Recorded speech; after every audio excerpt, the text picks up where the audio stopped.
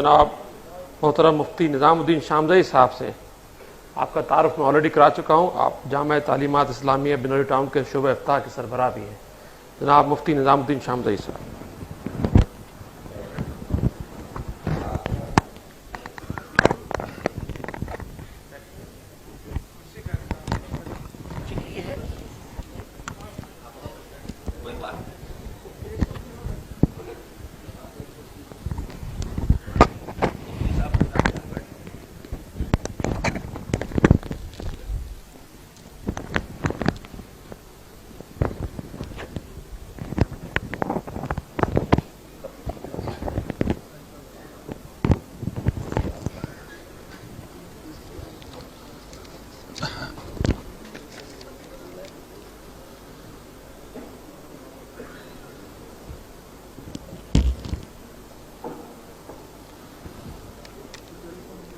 الحمد للہ رب العالمین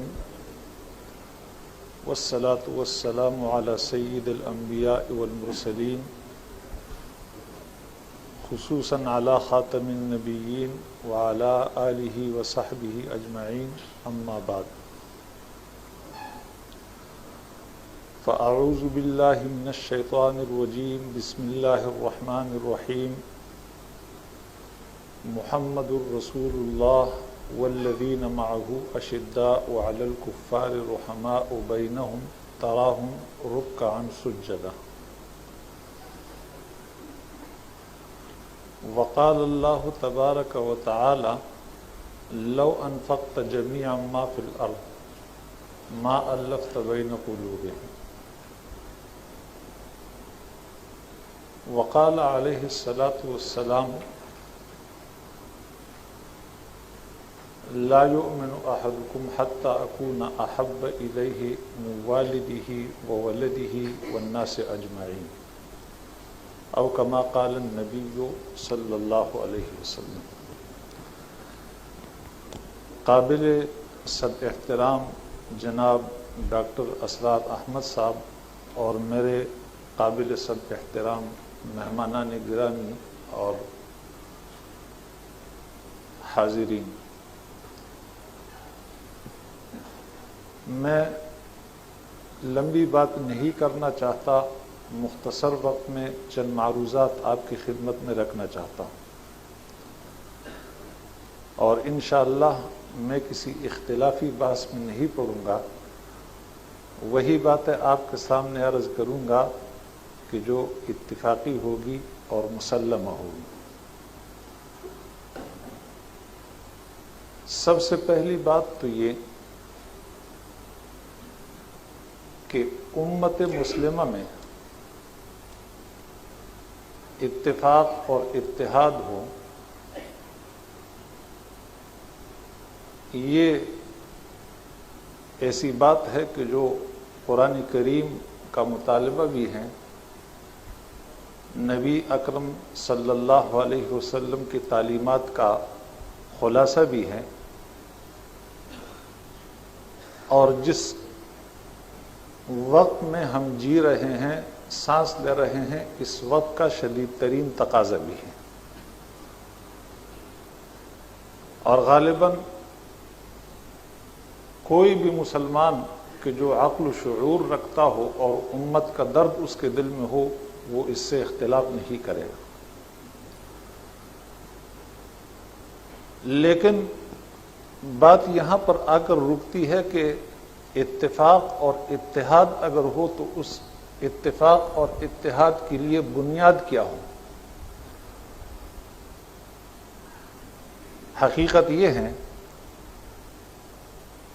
حضرت عثمان رضی اللہ تعالی عنہ کے خلاف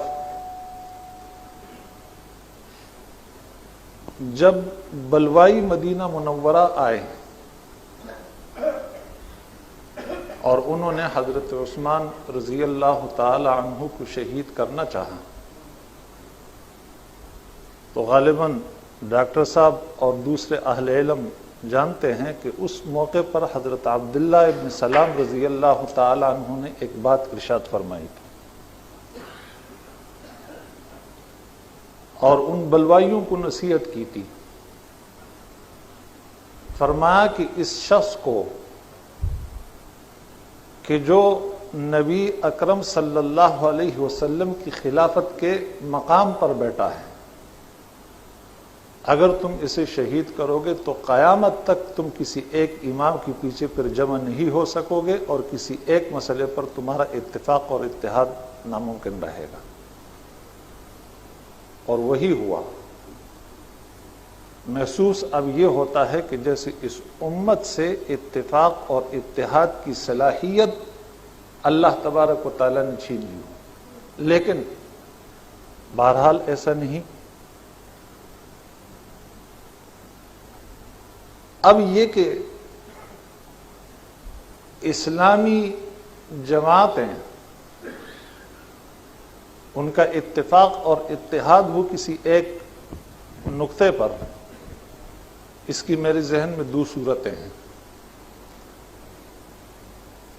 ایک صورت تو یہ ہے کہ جیسے ہمارے اس ملک میں رسمی اتحاد بنتے ہیں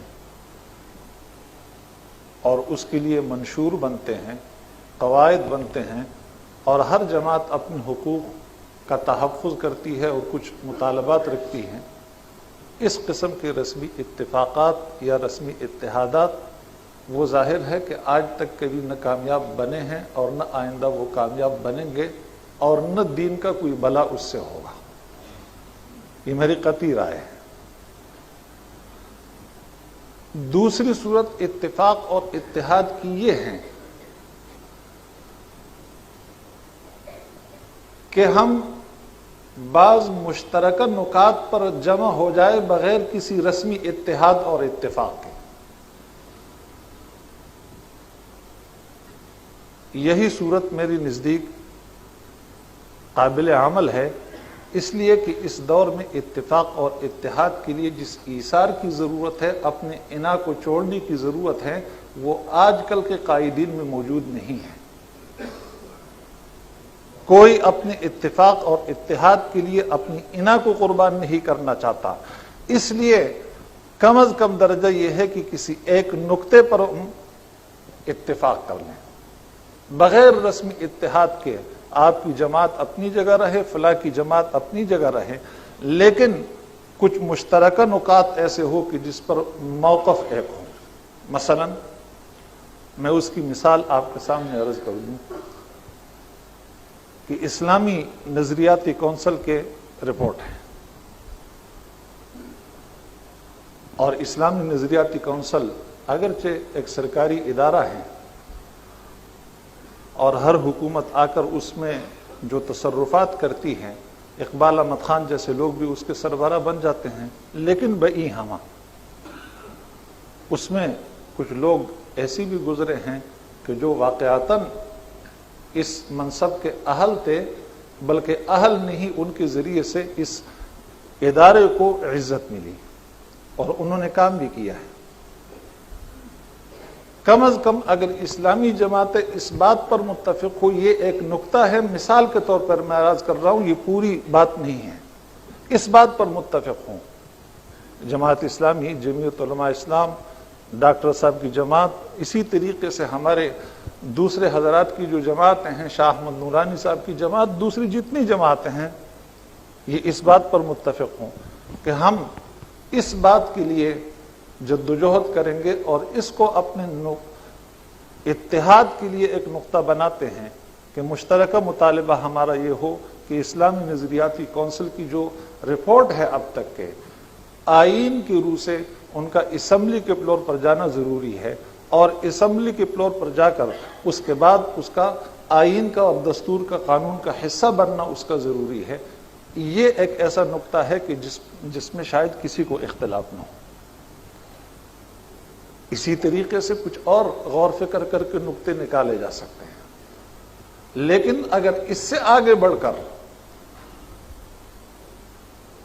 اس اتفاق یا اس اتحاد کا مطالبہ ہو کہ جس میں دل جڑے ہوئے ہوتے ہیں، اب تو ہماری حالت یہ ہے کہ کسی اتفاق یا اتحاد کی مجلس کے لیے اگر جمع بھی ہوتے ہیں تو وہ نتیجہ ہوتا ہے مزید انتشار کا. اس کا نتیجہ مزید انتشار کی صورت میں نکلتا ہے, ایک نئی جماعت وجود میں آ جاتی ہے. یہ اللہ تبارک و تعالیٰ کی جانب سے وہی حضرت عبداللہ ابن سلام رضی اللہ تعالیٰ عنہ والی بات ہے. میں آپ کے سامنے عرض کرتا ہوں کہ اگر وہ اتحاد چاہتے ہیں کہ جس اتحاد میں دل جڑے ہوئے ہوتے ہیں, تو اس کے لیے قرآن کریم نے کچھ اوصاف ذکر کیے ہیں کہ وہ اوصاف یا وہ خصلتیں ہم میں پیدا ہو یا کچھ کام ہے جو ہم کرنے لگ جائیں. مثلا قرآن کریم کی یہ آیت جو میں نے آپ کے سامنے پڑھی کہ محمد الرسول اللہ والذین معہ اشداء علی الکفار رحماء بینہم, فرمایا کہ محمد صلی اللہ علیہ وسلم اللہ کے رسول ہیں, اور وہ لوگ کہ جو آپ کے ساتھ ہیں, آپ کے صحابہ ہیں, وہ کفار کے مقابلے میں کفار پر تو بڑے سخت, اور آپس میں وہ رحیم و کریم, رحم اور کرم کا معاملہ کرنے والے. یہ کفار پر بہت سخت, یہ تعبیر جو قرآن کریم نے یہاں استعمال کی ہے, یہ کوئی نئی تعبیر یا نیا معنی نہیں, یہ وہی تعبیر ہے کہ جس کو قرآن کریم نے دوسرے مقامات پر جہاد کے معنی میں استعمال کیا. کیا مطلب یہ جو بات میں کہنا چاہتا ہوں, ایک عرب شاعر نے حماسہ, ہمارے ہاں درس نظامی میں عربی ادب کی کتاب ہیں اور جس میں کئی شعراء کے اشعار کا مجموعہ ہیں, تو اس میں ایک عرب شاعر کا یہ شعر نقل کیا ہے, اور عرب کی فطرت اس نے بیان کی ہے کہ وَأَحْيَانًا عَلَى بَكْرٍ أَخِينَا إِذَا مَا لَمْ نَجِدْ إِلَّا أَخَانَا, کہ ہماری فطرت یہ ہے کہ کوئی اور دشمن نہیں ملتا تو ہم اپنے بائی پر پھر حملہ کر دیتے ہیں. وَأَحْيَانًا عَلَى بَكْرٍ أَخِينَا إِذَا مَا لَمْ نَجِدْ إِلَّا أَخَانَا. یہی بات تھی کہ نبی اکرم صلی اللہ علیہ وسلم نے مسلمانوں کو ترغیب دی, یہ لڑنے کی فطرت یا یہ انسان کی ایک ایسی فطرت ہے کہ جو انسان کے اندر موجود ہے. نبی اکرم صلی اللہ علیہ وسلم کے متعلق ہم یہ کہتے ہیں کہ نبی فطرت, اسلام دین فطرت ہے. کیا مطلب ہے؟ مطلب اس کا یہ ہے کہ اسلام نے کسی کی جو خلقی اور فطری صفات ہیں انسان کے اندر, ان صفات کو ختم کرنے کی کوشش نہیں کی, لیکن شر سے ان صفات کو خیر کی طرف موڑا اور خیر کا راستہ بتایا. اب لڑنے کی یہ صفت, یہ انسان کے اندر ایک فطری صفت ہے. نبی اکرم صلی اللہ علیہ وسلم نے اس کے لیے راستہ متعین کر دیا کہ لڑنا ہے تمہیں تو اس کے لیے راستہ یہ ہے کہ کفار سے لڑو, ان سے جہاد کرو. اب اگر مسلمان جب تک جہاد میں مشغول رہیں کفار کے مقابلے میں, آپ نے دیکھا کہ روم کی سلطنت بھی ختم ہوئی, فارس کی سلطنت بھی ختم ہوئی, اور پوری دنیا پر ملتان تک اور افغانستان میں کابل تک اسلامی حکومت کی سرحدیں آئی. یہ نتیجہ تھا کس بات کا؟ حضرت حسن بصری کا قول ہے. ایک موقع پر کسی نے پوچھا کہ حسن بصری سے کہ آپ فلاں حدیث کس سے نقل کر رہے ہیں, کسی صحابی کا تو نام نہیں لیا. فرمایا تم مجھ سے ایک صحابی کا نام پوچھتے ہو, کابل کے غزوے میں 70 صحابہ کے ساتھ شریک تھا. 70 صحابہ مدینہ منورہ سے چل کر کابل غزوے کے لیے آئے. یہی وہ چیز تھی کہ جس نے ان کو متفق اور متحد رکھا تھا. لیکن جب مسلمانوں نے اس کو ترک کر دیا, جہاد کو ترک کر دیا, اعلاء کلمت اللہ کا جو ذریعہ تھا اس کو ترک کر دیا, تو پھر اللہ تبارک و تعالیٰ نے انہیں آپس میں الجھا دیا. آج بھی اس کا علاج یہ ہے کہ اگر جذبہ جہاد مسلمانوں کے اندر بیدار ہو تو پھر آپس کی لڑائیاں ختم ہو سکتی ہے. یہ آپس کی لڑائیاں تو اس لیے ہو رہی ہے کہ ان نوجوانوں کو آپ نے میدان نہیں دیا. رحماء بینہم اشداء علی الکفار کی صفت اگر آپ اس کا راستہ بتائیں گے تو رحماء بینہم کی صفت خود بخود ان کے اندر پیدا ہوگی. اتفاق اور اتحاد جس میں دل جڑے اور ملے ہوئے ہوتے ہیں, اس کے لیے یہ ضروری ہے. میرے نزدیک دوسری بات کہ اتفاق اور اتحاد کے لیے جس چیز کی ضرورت ہے وہ آپ مجھے معاف فرمائیں، لیکن من حیث القوم ہم منافقت میں مبتلا ہو چکے ہیں۔ قوم کی حیثیت سے مجموعی لحاظ سے میں بات عرض کر رہا ہوں کہ ہم منافقت میں مبتلا ہو چکے ہیں۔ اور دیکھیے، اقبال نے کہا تھا کہ فطرت افراد سے اغماض تو کر لیتی ہے لیکن کبھی کرتی نہیں ملت کے گناہوں کو معاف۔ فطرت افراد سے اغماض تو کر لیتی ہے لیکن کبھی کرتی نہیں ملت کے گناہوں کو معاف۔ ایک مرض جب ملت میں عام ہو تو پھر اللہ تبارک و تعالیٰ اسے معاف نہیں فرماتے۔ میں آپ کے سامنے چند مثالیں عرض کرتا ہوں۔ پاکستان میں ہم بیرونی قرضوں کا جو صرف سود ادا کرتے ہیں، سود 150 بلین روپے سے زیادہ ہیں، اور دفاع پر جو ہم خرچ کر رہے ہیں وہ 127 بلین روپے ہیں تقریباً۔ لیکن آپ دیکھتے ہیں کہ یہ جو ہمارے مغربی قسم کے دانشور ہیں وہ کیا کہتے ہیں دفاع کے متعلق، فوج کی کمی کے متعلق اور فلاں اور فلاں اور فلاں کے متعلق، لیکن وہ جو 150 بلین صرف ہم سود میں ادا کرتے ہیں وہ کیوں ادا کر رہے ہیں اس کے متعلق کوئی کچھ نہیں کہتا۔ اب دوسری طرف دیکھیے، ہم اپنے آپ کو مسلمان بھی کہتے ہیں۔ عالمی بینک اور IMF کا ذکر ڈاکٹر صاحب نے کیا۔ عالمی بینک مغربی ممالک میں یہودیوں کی سارے جتنے بینک ہیں، عالمی بینک 800 بلین ڈالرز تقریباً مسلمانوں کے ان کے ہاں رکھے ہوئے ہیں، اور مجموعی قرضہ جو انہوں نے تمام مسلمان ممالک کو دیا ہے وہ 619 بلین ڈالر ہیں۔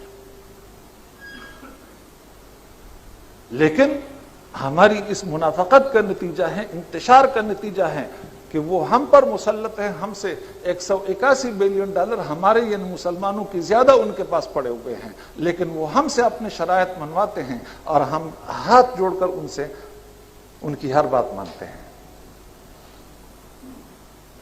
یہود نے، حقیقت یہ ہے کہ اس وقت دنیا میں امریکہ کا تو نام ہے، عیسائی ایک نام ہے، ان سب کے پیچھے اقبال نے اس وقت کہا تھا، اور خدا جانے کیا سوچ کر کہا تھا، واقعتاً مفکر تھے اور دیکھ رہے تھے مستقبل کے آنے والے زمانے کے حالات کو، جب اس نے کہا تھا کہ فرنگ کی رگ جاں پنجہ یہود میں ہے۔ واقعتاً اس وقت یہ بات سمجھ میں آنے والی نہیں تھی، لیکن اب دنیا کی میڈیا اور دنیا کا اقتصاد پورا یہود کے پنجے میں ہے، اور اس کے ذریعے سے انہوں نے سب کو جکڑ رکھا ہے۔ اس سے نکلنے کے لیے اس کی ضرورت ہے کہ ہم منافقت ترک کر دیں۔ خود پاکستان کی حالت یہ ہے کہ مثلا ہمارے اپنے پاکستان پر جو قرضے ہیں بیرونی یعنی عالمی بینک وغیرہ کے، اس سے دگنی رقم پاکستانی مسلمانوں کی مغربی ممالک کے بینکوں میں پڑی ہوئی ہے، دگنی رقم۔ تو یہ کیا ہے؟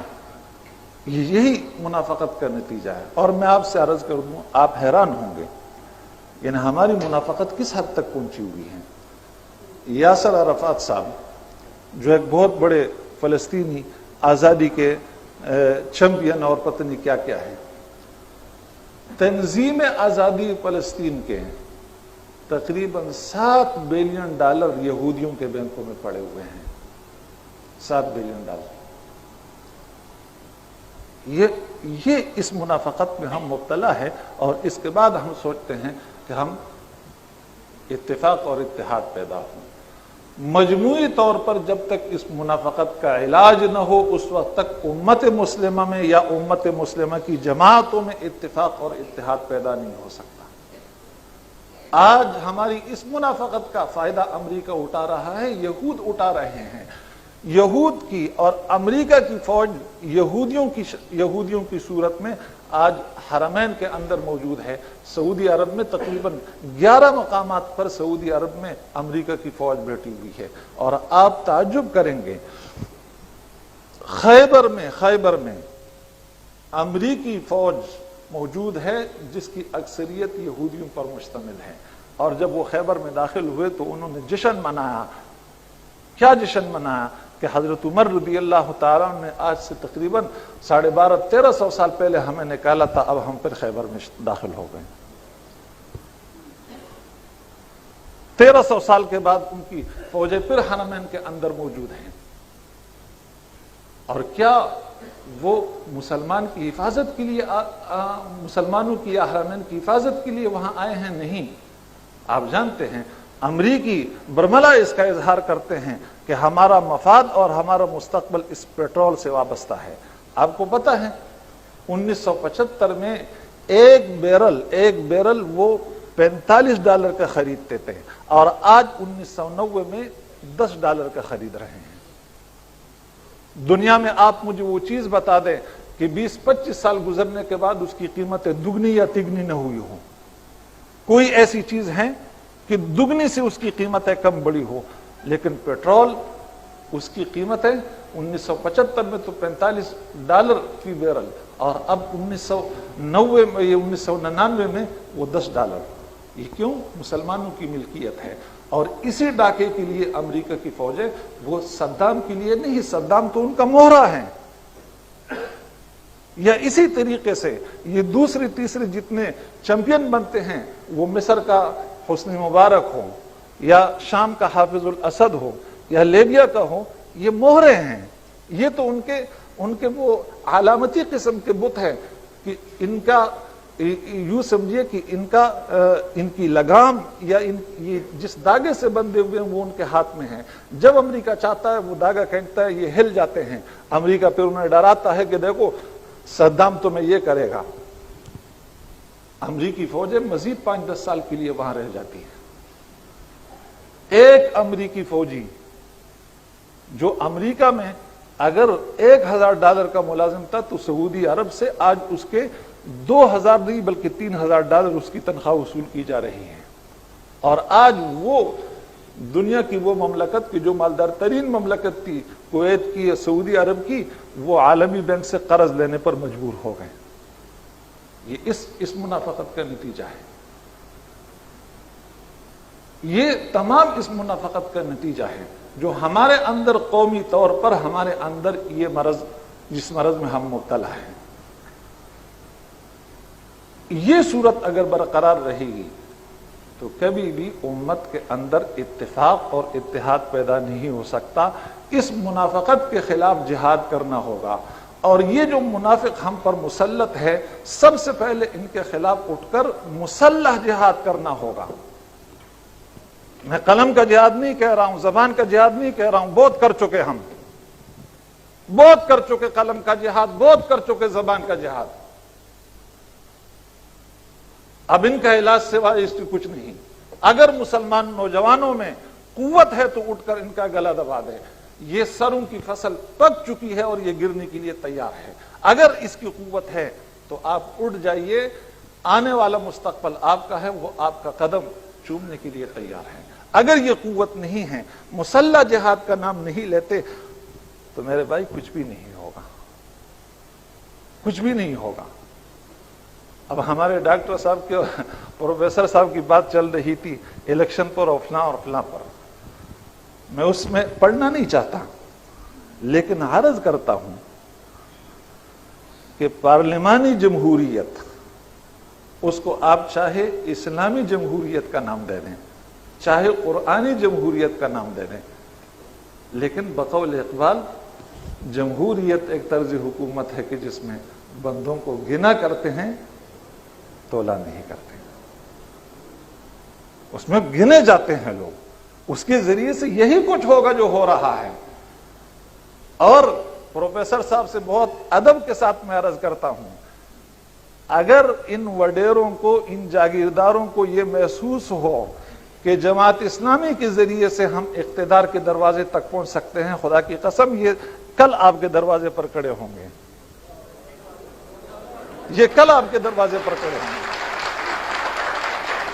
اس مصنوعی جمہوریت کے ذریعے سے مجھے معاف فرمائیے، یہودیوں کی ایک سازش یہ ہے کہ کچھ ایسی اصطلاحات ہمارے اندر رائج کر دی ہے جس کا مفہوم ہم خود بھی نہیں سمجھتے، بہت خوشکن قسم کے الفاظ میں لپیٹ کر وہ اصطلاحات ہمیں دی گئی ہیں اور ہم اس کو استعمال کرتے ہیں، لیکن اس کی حقیقت سے ہم واقف نہیں ہوتے۔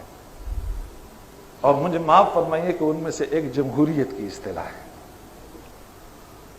آپ اختلاف کا حق رکھتے ہیں، یقیناً اختلاف کرتے ہوں گے، میں صرف اپنی رائے کا اظہار کر رہا ہوں۔ تو خلاصہ یہ کہ اس اتفاق اور اتحاد کے لیے، چاہے وہ جماعتوں کے درمیان ہو چاہے وہ افراد کے درمیان ہو، امت کے اندر ایک تو جہاد کا جذبہ بیدار کرنا ہوگا، دوسری بات یہ کہ امت کے اندر جو منافقت مجموعی لحاظ سے آ چکی ہے اس کو ختم کرنا ہوگا، اور تیسری چیز ایثار کی ضرورت ہے اتفاق اور اتحاد کے لیے۔ اس کے لیے آپ کو اپنی حیثیت چھوڑنی ہوتی ہے، اپنی حیثیت چھوڑنی ہوتی ہے، تب پھر امت کے اندر اتفاق اور اتحاد پیدا ہوتا ہے۔ یہ اہل علم بیٹھے ہیں، آپ حضرات میں بھی بہت سارے ہوں گے۔ حضرت نبی اکرم صلی اللہ علیہ وسلم کی دنیا سے تشریف لے جانے کے بعد حضرت ابوبکر صدیق رضی اللہ تعالی عنہ پر امت جمع ہوئی، لیکن اہل علم جانتے ہیں کہ انصار صحابی اور بڑے سردار اور مخلص مسلمان حضرت سعد بن عبادہ کو اختلاف تھا۔ کیوں ڈاکٹر صاحب اختلاف تھا؟ یعنی لیکن جب امت مجتمع ہوئی، یہ ایثار ہیں، وہ مدینہ سے اٹھ کر دمشق گئے اور ان کے انتقال تک کسی کو یہ معلوم نہیں ہوا کہ سعد بن عبادہ کوئی شخص موجود بھی ہے دنیا میں یا نہیں۔ اس کو ایثار کہتے ہیں۔ حضرت خالد بن ولید جیسا جرنیل، حضرت عمر کی رائے ان کی متعلق یہ تھی کہ انہیں معزول کیا جائے، اس کے اسباب میں ذکر عرض نہیں کرنا چاہتا۔ حضرت ابوبکر صدیق کی خلافت ختم ہوئی، حضرت عمر فاروق خلیفہ بنے، اور سب سے پہلا حکم جو جاری کیا وہ حضرت خالد بن ولید کے معزول کرنے کا، اور معزولی بھی کس طریقے سے ہوئی اہل علم جانتے ہیں۔ لیکن حضرت خالد بن ولید نے کیا فرمایا؟ فرمایا کہ اگر میں عمر کے لیے لڑتا تب تو آج میں اپنا بوریا بستر اٹھا کر محاذ سے چلا جاتا، لیکن اگر میں اس ذات کے لیے لڑ رہا تھا تو میں پہلے بھی اس کے لیے لڑ رہا تھا، آج بھی اس کے لیے لڑوں گا، چاہے میں کمانڈر ہوں یا نہ ہوں۔ مجھے بتائیے کہ ہمارے یہ قائدین، معاف فرمائے مجھے، یہ دینی قائدین، یہ جذبہ کسی میں آپ پاتے ہیں؟ یہ جذبہ کسی میں آپ پاتے ہیں کہ وہ کہہ دے کہ میں اپنی قیادت چھوڑتا ہوں اور فلاں کا کارکن بنوں گا؟ یہ چیز اگر موجود نہیں تو تب پھر کچھ نہیں ہو سکتا ہے۔ پھر یہی کھلونے ہیں اور انہی کھلونوں پر وقت گزارنا ہوگا۔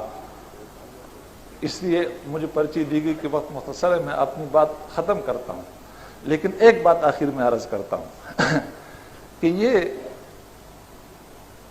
الیکشن کے ذریعے سے یا جمہوریت کے ذریعے سے پروفیسر صاحب فرما رہے تھے، میرے دل میں پروفیسر صاحب کا جتنا احترام ہے آپ اس کا اندازہ نہیں کر سکتے، اس شخص کی خدمات اور سب کچھ، لیکن رائے کا اختلاف بہرحال ہوتا ہے، اس لیے اگر میں عرض کرتا ہوں، وہ الیکشن کے ذریعے سے، جمہوریت کے ذریعے سے پاکستان میں جتنی خدمات ہوئی وہ گنوا رہے تھے کہ ختم نبوت کا مسئلہ حل ہوا، فلاں ہوا، قرارداد مقاصد اور یہ اور وہ سب مسلم ہیں۔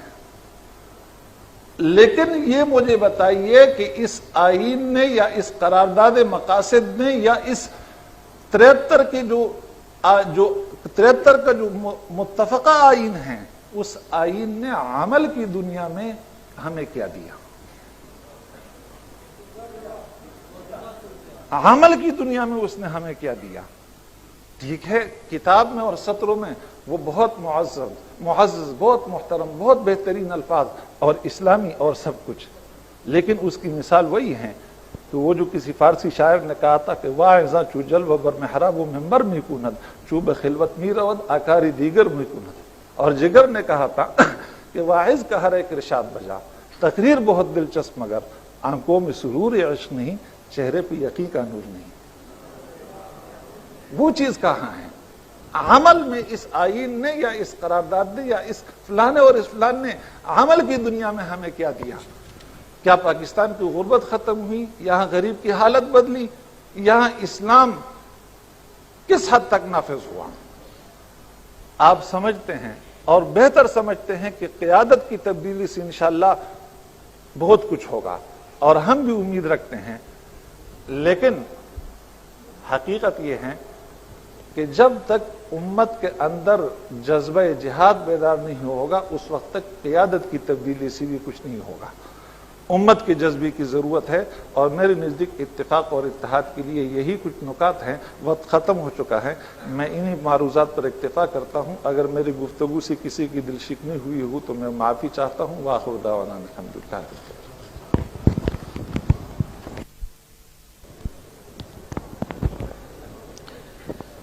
بہت شکریہ مولانا شامزئی صاحب، آپ کی تشریف آوری کا بھی اور پرسوز خطاب کا بھی.